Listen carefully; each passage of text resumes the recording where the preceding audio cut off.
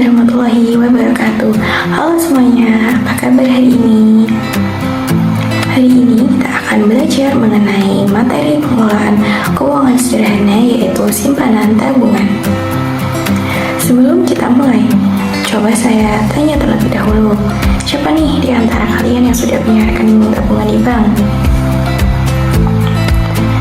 Pasti sebagian besar sudah ya. Mungkin ada yang pakai Bank BCA, Mandiri, BRI, atau Bank Syariah. Baik, sekarang kita semua tentu sudah familiar dengan tabungan. Tapi, apakah kalian tahu apa sebenarnya arti tabungan itu sih? Dan bagaimana juga prosesnya? Dan tabungan itu apa aja jenisnya? Di video pembelajaran kali ini, kita akan bahas secara lengkap mengenai simpanan tabungan di bank, mulai dari pengertian, manfaat, sarana penarikan dana, hingga jenis-jenisnya. Yuk kita mulai. Yang pertama adalah pengertian simpanan tabungan. Simpanan tabungan adalah dana yang disimpan oleh nasabah di bank dan penarikannya hanya bisa dilakukan sesuai dengan ketentuan yang berlaku. Artinya, tabungan tidak bisa ditarik menggunakan cek, tetapi hanya bisa ditarik melalui buku tabungan, slip penarikan, atau kartu ATM. Nah, tabungan sendiri juga menjadi salah satu produk utama bank dalam menghimpun dana dari masyarakat. Jadi, melalui tabungan ini, masyarakat dapat menyimpan uang dengan aman sekaligus memperoleh manfaat tambahan seperti mendapatkan bunga atau bagi hasil. Jadi, menabung di bank bukan sekedar menyimpan uang, tetapi juga butuh kepercayaan kepada lembaga keuangan untuk menjaga dan mengelola dana kita dengan baik. Selanjutnya yaitu manfaat dari simpanan tabungan. Nah, jadi apa sih manfaat dari simpanan tabungan? Yuk kita bahas. Jadi ada beberapa manfaat utama dari simpanan tabungan di bank. Yang pertama adalah keamanan lebih terjamin. Mengapa kok keamanan bisa lebih terjamin? Karena menyimpan uang di bank itu jauh lebih aman dibandingkan menyimpan di rumah. Bank memiliki sistem keamanan fisik dan digital, serta simpanan kita juga dijamin oleh lembaga penjamin simpanan atau yang dinamakan LPS hingga jumlah tertentu. Kemudian yang kedua, kita akan mendapatkan bunga atau bagi hasil. Kalau di bank konvensional, nasabah akan memperoleh bunga sesuai dengan ketentuan bank. Tetapi jika di bank syariah, nasabah akan mendapatkan bagi hasil sesuai akad mudharabah atau wadiyah. Jadi kalau di bank konvensional, nasabah itu akan mendapatkan bunga namanya. Tapi kalau di bank syariah, namanya adalah bagi hasil. Kemudian yang ketiga, manfaat dari simpanan bank yaitu transaksi keuangan lebih mudah. Jadi dengan adanya fasilitas seperti ATM, mobile banking, dan internet banking, kita bisa bertransaksi kapan saja tanpa perlu datang langsung ke bank. Jadi lebih mudah dan lebih efektif dan efisien. Yang keempat yaitu membantu mengatur keuangan pribadi. Jadi dengan menabung secara rutin di bank, kita juga bisa belajar disiplin dalam mengatur pengeluaran dan mempersiapkan kebutuhan masa depan.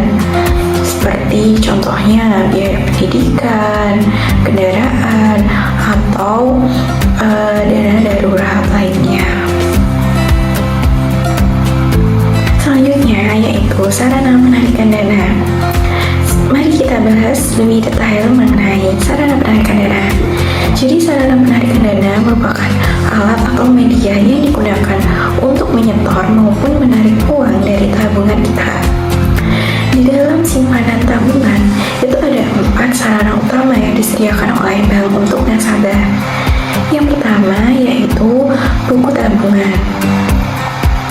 Buku tabungan merupakan buku catatan transaksi yang dikeluarkan oleh bank untuk setiap rekening tabungan. Jadi di dalam buku tabungan ini, di dalamnya tercatat seluruh aktivitas seperti setoran, penarikan, kemudian ada bunga yang diterima, kemudian biaya administrasi, dan juga saldo akhir. Jadi buku tabungan ini memiliki fungsi, yaitu sebagai bukti kepemilikan dan alat untuk mengecek transaksi secara manual. Nah, biasanya saat kita datang ke teller untuk melakukan transaksi, buku tabungan biasanya akan dicek oleh teller, dicetak ulang, kemudian diperbarui datanya. Kemudian yang kedua adalah slip setoran. Slip setoran merupakan formulir yang digunakan untuk menyetor uang ke rekening tabungan kita. Di dalam slip setoran ini terdapat kolom untuk mengisi nama, nomor rekening, jumlah uang, serta tanda tangan penyetor. Kemudian setelah kita mengisi slip setoran dan diserahkan ke teller bersama uang tunai, teller akan memproses transaksi yang kita lakukan. Kemudian saldo akan bertambah ke rekening kita. Kemudian yang ketiga adalah slip penarikan. Slip penarikan digunakan untuk mengambil uang di bank. Formulir ini biasanya diisi dengan data nasabah, jumlah uang yang akan diambil, dan juga tanda tangan. Kemudian petugas bank akan memverifikasi tanda tangan sesuai data yang ada di sistem sebelum menyerahkan uang. Jadi hal tersebut sangat penting untuk mencegah penyalahgunaan rekening oleh orang lain. Sarana yang terakhir yaitu kartu ATM. Kartu ini merupakan sarana elektronik yang terhubung langsung ke rekening tabungan. Jadi dengan kartu ATM, nasabah dapat menarik uang tunai, memeriksa saldo, mentransfer dana, hingga melakukan pembayaran di merchant tertentu. Bahkan sekarang banyak kartu ATM yang terhubung langsung dengan layanan debit online, sehingga bisa digunakan untuk belanja di e-commerce atau transaksi non tunai lainnya.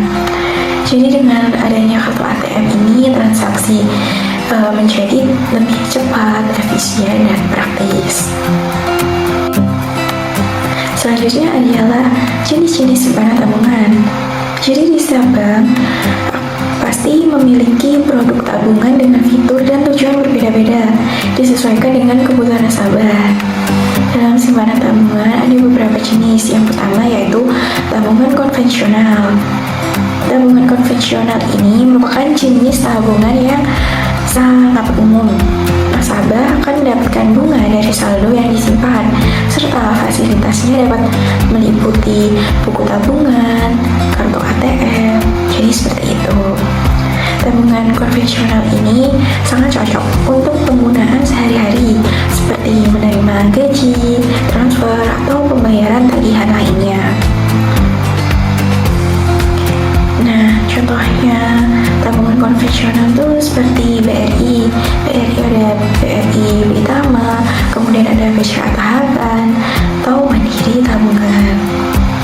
Kemudian yang kedua adalah tabungan bisnis.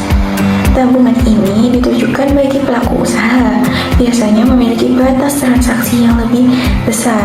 Kemudian laporan dalam tabungan bisnis ini, laporan mutasinya lebih dirinci. Kemudian fasilitas e-banking ini juga digunakan untuk keperluan bisnis. Selanjutnya yang ketiga yaitu tabungan haji. Tabungan haji dibuat khusus untuk membantu calon jamaah dan jamaah umroh atau haji untuk menabung secara rutin. Jadi bank akan bekerja sama dengan Kementerian Agama tertentu. Yang keempat, ada tabungan berjangka. Tabungan berjangka memiliki jangka waktu tertentu, misalnya 12 bulan atau 24 bulan. Nasabah akan menyetorkan dana secara tetap setiap bulan dan tidak bisa menarik uang sebelum jatuh tempo. Biasanya bunga atau bagi hasil pada tabungan berjangka ini cenderung lebih tinggi karena sifatnya jangka menengah. Yang kelima ada tabungan investasi. Tabungan ini menggabungkan tabungan dan investasi. Dana nasabah ini bisa diinvestasikan pada instrumen seperti reksadana atau deposito. Resiko dan hasilnya itu tentu mengikuti pergerakan pasar yang ada. Yang keenam yaitu tabungan falas atau valuta asing. Tabungan ini biasanya menggunakan mata uang asing seperti dolar, euro, atau yen. Jadi tabungan falas biasanya digunakan oleh pebisnis, pekerja luar negeri, atau pelajar yang memiliki kebutuhan transaksi internasional. Yang terakhir ada tabungan anak. Tabungan ini diperuntukkan bagi anak-anak agar mereka dapat belajar menabung sejak dini. Biasanya tabungan ini atas nama anak dengan pendamping orang tua. Kemudian setoran awal dan biaya administrasi tabungan anak ini cenderung lebih kecil. Bahkan beberapa bank akan memberi hadiah edukatif untuk menarik minat anak-anak. Nah, sekarang coba kita refleksikan sebentar. Menurut kalian, kenapa menabung di bank lebih disarankan daripada menyimpan uang di rumah? Dan dari berbagai jenis tabungan tadi, mana sih tabungan yang paling cocok untuk kalian saat ini?